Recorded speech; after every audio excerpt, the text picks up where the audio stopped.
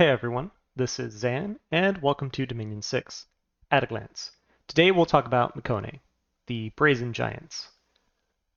To summarize them, they are a nation of giant slaver warriors inspired by ancient Greek Sparta. They have the highest quality gilded hoplites, and they're backed by powerful elemental magic and hordes of enslaved humans. For their unit summary, they have very good and inexpensive slave human javelineers, and they're very good to be massed against low protection enemies, which you might find a lot of in the early age. They also have top tier hoplites, both in light/medium armor and very heavy armor, who notably have formation fighter and magic weapons. They tend to have great stats across the board, but they are few in number as you can only get 3 per turn from every non-capital fort. For the commanders of Mekone, in general, they tend to be old age and have good leadership, as well as the Inquisitor tag, which helps them preach against other faiths. Notable for them are going to be the Geronte, which is going to be your inexpensive researcher, your E4, which serves 2 roles. One, they have consistent and low access to fire, earth, and air, but more importantly, you need to have at least 1 in every fort during the fall, or else you will suffer unrest penalties in that fort and miss out on a free assassin, which I will show you later. They also have the Archon, which is slow to recruit from any fort, and they have very powerful access to fire, air, and earth. The Polemarch is capital only and comes with a full set of gear and is ready to fight thug and or super combatant. The Cyclops offers you very good path diversity, especially when it comes to forging, can potentially cloud trapeze on enemies, and gives you a resource bonus in the province that they're in, letting you make even more hoplites.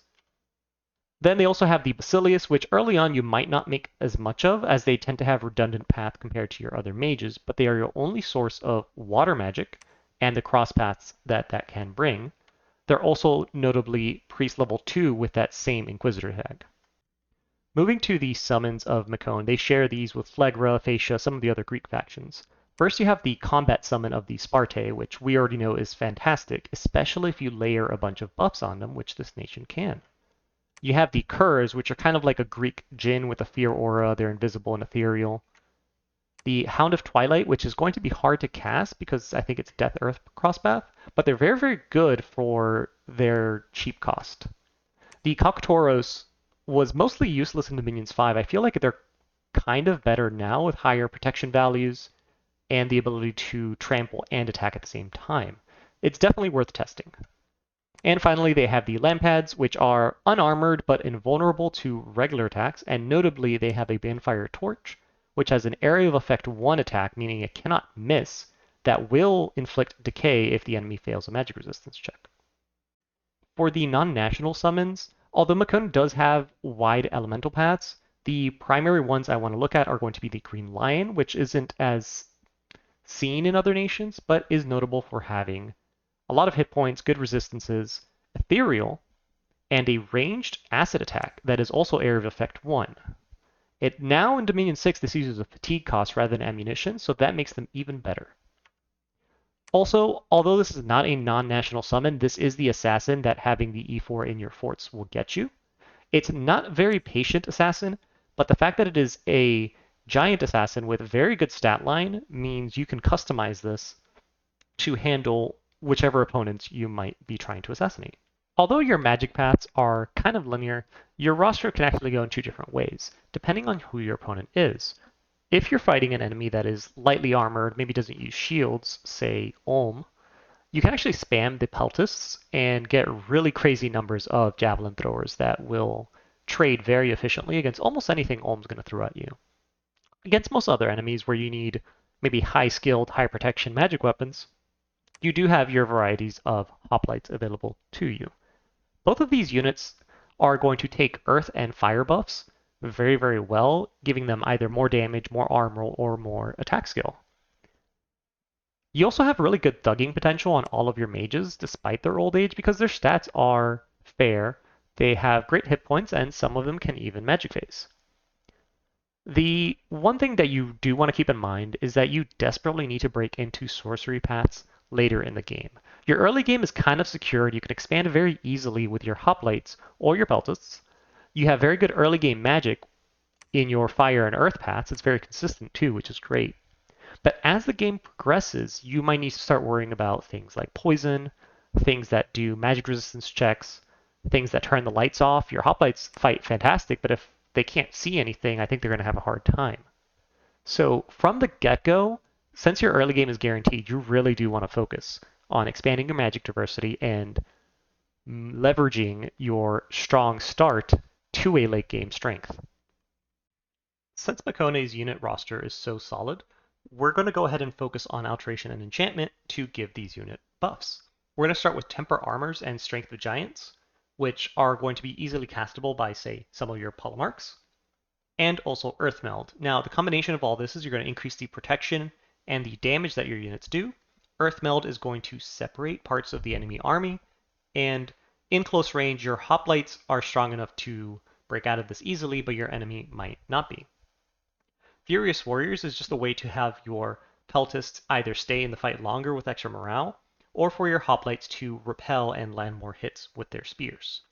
Incinerate is an overlooked spell in the fire path that is good at taking out singular hard-hitting targets because it is armor negating damage. Gift of Formlessness is one of the ways that your Basilius can actually contribute a lot to combat early by making your hoplite formations resistant to physical attacks. And then Acid Rain is the more offensive version of how they can contribute, because Acid doesn't tend to have a resistance assigned to it, and so will do heavy damage to a lot of things. Now, Group Stone Skin is separate from the other alteration spells because one of the things you need to consider with Mekone is you're very weak to fatigue plays. The earliest of that will be through Grip of Winter or Heat from Hell. So my personal preference is to already be painting fire resistance on my units, because regardless, you have a lot of fire magic and you don't want friendly fire problems.